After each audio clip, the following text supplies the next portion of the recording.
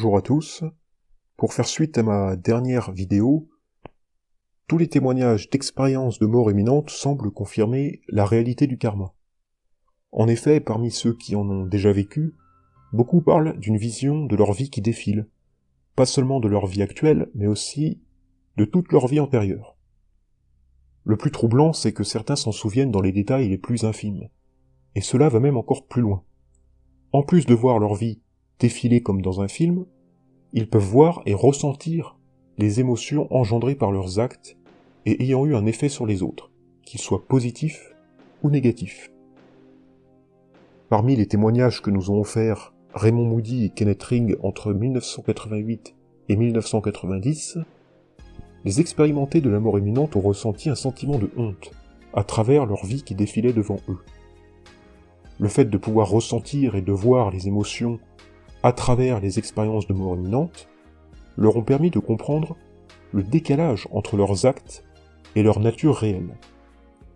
Dans ces expériences, ils peuvent se rendre compte des conséquences que cela a engendrées sur les autres, et c'est de là que provient leur sentiment de honte. Ils ont aussi retrouvé l'ensemble de leurs pensées, y compris celles qu'ils avaient oubliées. D'autres ont ressenti le même réconfort que le réconfort qu'ils ont pu apporter aux autres dans leur vie. En résumé, ces témoignages indiquent que nous voyons concrètement les effets complexes des conséquences de nos actes, y compris à l'autre bout de la planète, du fait de l'interdépendance. Ces extraits de témoignages ne sont-ils pas en totale adéquation avec les enseignements bouddhiques ? Nous devons à tout prix reconsidérer nos actes parce que nous en sommes réellement responsables. Malheureusement, je sais qu'il y a un certain nombre de personnes qui refusent de croire au karma. Mais au fond d'eux-mêmes, je suis persuadé que des doutes persistent. En effet, quand nous voyons des gens faire du mal aux autres, ils semblent peut-être confiants et imperturbables, mais quand ils se retrouvent seuls, le soir avant de dormir, leur attitude doit probablement changer. L'enseignement du karma nous apprend beaucoup sur nos responsabilités, néanmoins, il y a quelques nuances qui doivent être comprises. Par exemple, si nous voyons quelqu'un qui est malheureux, faut-il l'aider ou faut-il le laisser parce que c'est la loi du karma ? C'est le genre de paradoxe qu'il convient en effet de préciser. D'autres pourraient se laisser tenter dans un juste milieu, c'est-à-dire se montrer sensible envers la personne qui souffre, mais sans lui apporter de l'aide, parce qu'il doit pouvoir s'en sortir seul.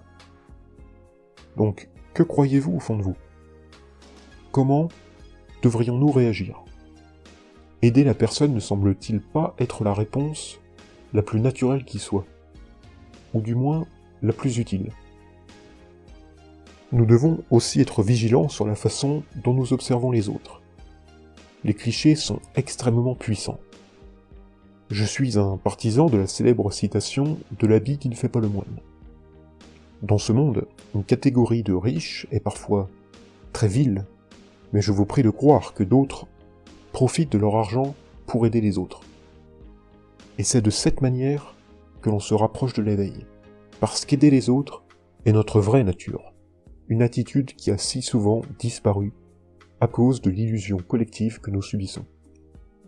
Autrement, nous resterons dans le samsara, c'est-à-dire le cercle des renaissances et des morts, et donc de la souffrance aussi. Sans le savoir, vous préparez actuellement votre vie future. Il est même fort probable que dans notre cas, il y en ait encore plusieurs autres. C'est ce que l'on appelle la vision à long terme dans le bouddhisme. Si nous sacrifions notre vie actuelle à ne pas chercher à comprendre ni à aimer les autres, cela équivaudrait à sacrifier toutes nos économies pour s'offrir un plaisir une seule fois, sans penser à l'avenir. Si au contraire, nous préservons nos économies ou les dépensons pour aider les autres, avec la volonté, alors nous nous rapprocherons de l'éveil, progressivement.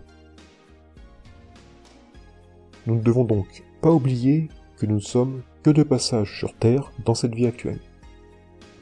Nous croyons être une entité unique dans ce monde, ce qui n'est pas le cas. Cette croyance est une illusion, un mirage dangereux, qui a donné naissance à l'ego, qui lui-même nous encourage à n'aider personne d'autre que nous-mêmes.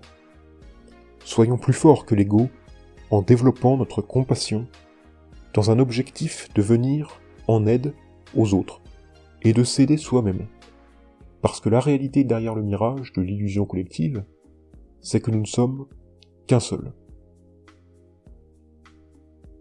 Dans les croyances bouddhiques, un être éveillé au moment de la mort peut choisir de renaître dans le but d'aider les autres, même s'il a atteint l'éveil, la réalisation.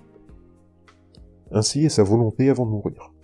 Comme il sait qu'il va renaître, il prépare pendant sa vie actuelle tous les éléments nécessaires à sa vie prochaine.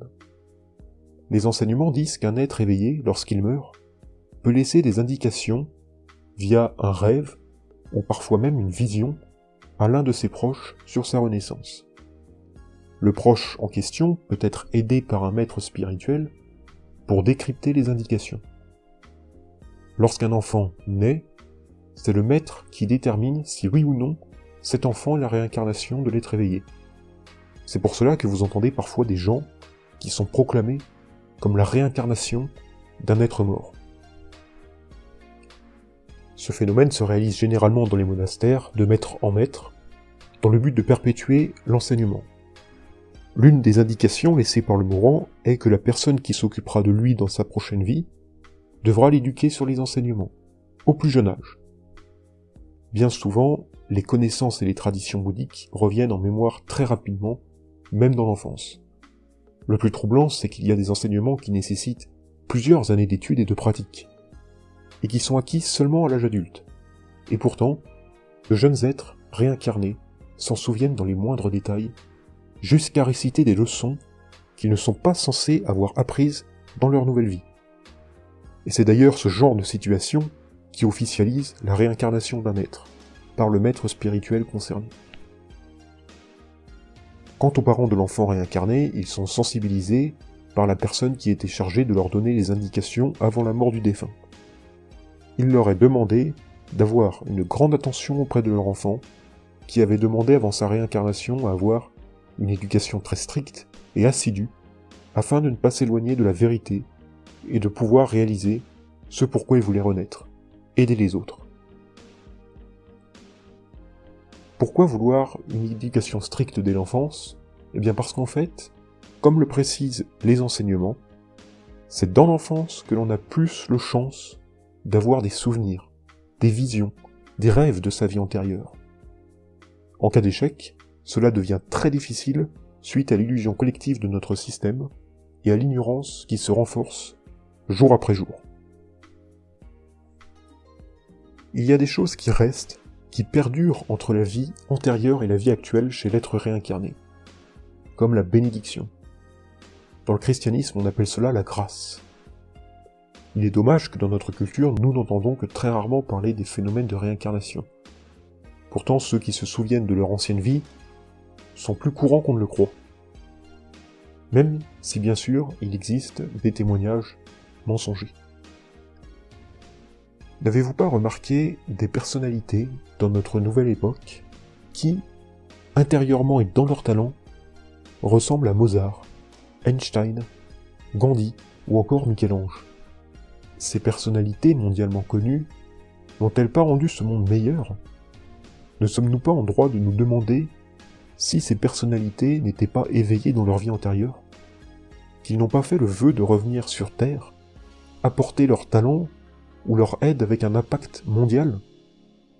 Comment expliquer ces dons autrement qu'une renaissance ? C'est ce don qui est resté et qui est béni. Je vais donc conclure cette vidéo là-dessus et vous laisser méditer sur ce sujet. On se retrouve la semaine prochaine pour la suite de nos vidéos.